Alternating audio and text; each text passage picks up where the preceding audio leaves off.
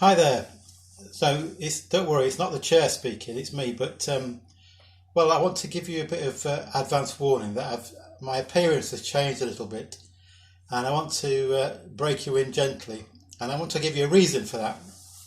Some of you may remember that a few days ago I got a bit of a telling off from Sue, my wife, because my collar was a little bit scruffy when I recorded that day's video. Well, unfortunately, I fell into the same trap yesterday, and she told me again that my collar was very scruffy yesterday. So I'm just a bit fearful. It's three strikes and you're out. So I've been racking my brains to try and work out what I could do to distract Sue from looking at my collar, so she won't need to comment on it. So I think I've come up with the perfect solution, but I need to just give you a warning that my appearance has changed a little bit. So brace yourselves for the new look me.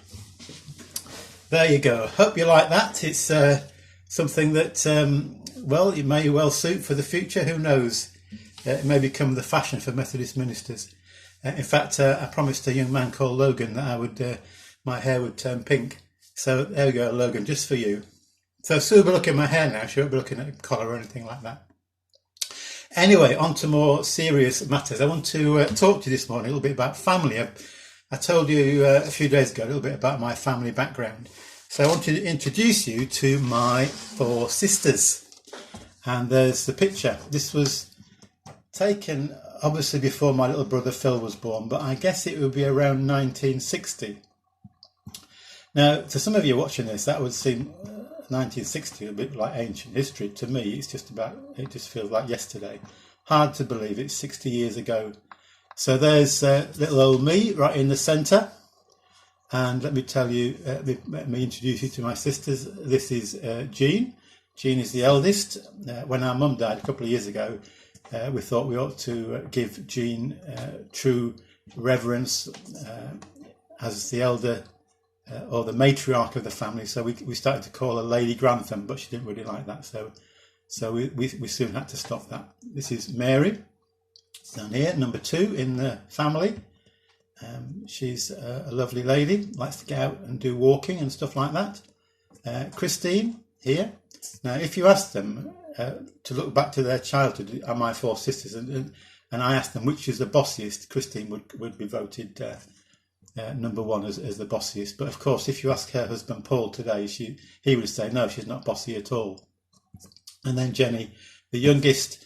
Those of you at Markfield will probably remember Jenny. She came to Music Cafe a couple of times to play. She's a great pianist. And there's little old me in the middle. So that brings back lots of happy memories. That was taken back in the little village of Canaan, which I told you about, where I was brought up. So let me move us on then, quite a number of years, because some years later, I thought it'd be a good idea to try and recreate that scene somewhere else. So there you are. There's the bottom picture. That was taken, it's the same scene, but taken 50 odd years later. So we change, don't we? We develop. But we are the same. And for me, family's always been really, really important. Now, I know it's sometimes difficult in family life to get on together. I know when our 3 children were young, I used to tear my hair out. It used to be like this, nice and long actually. I used to tear it out because they were arguing all the time, falling out. I thought, oh goodness me! But now they love each other, get on really well. And it's really sad when I come across families that, for whatever reason, have fallen out, have separated, not talking any longer, don't have any contact with the brothers or sisters or parents. And that's really, really sad, because family is really, at its best, is a fantastic support system. And church is supposed to be a family too.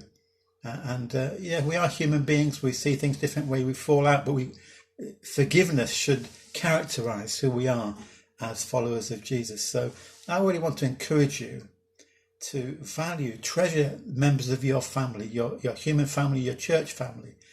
And when you fall out, do what you can to forgive, to build, to mend those broken relationships. It's so, so important. You won't regret it. I remember writing an article in the Glenfield Gazette some years ago, actually, and talking about the importance of reconciliation, of getting back together. And somebody contacted me from, I think it might have been New Zealand or Australia, and said, I read your article and I really have been touched by it, and I've reconciled with my brother, I think it was. So I want to encourage you this morning, value your family, your human family, your church family. If there's a difficulty there, if there's a broken relationship, do what you can to heal and restore. So I hope you like the new hairstyle. It might change again tomorrow, who knows. God bless you.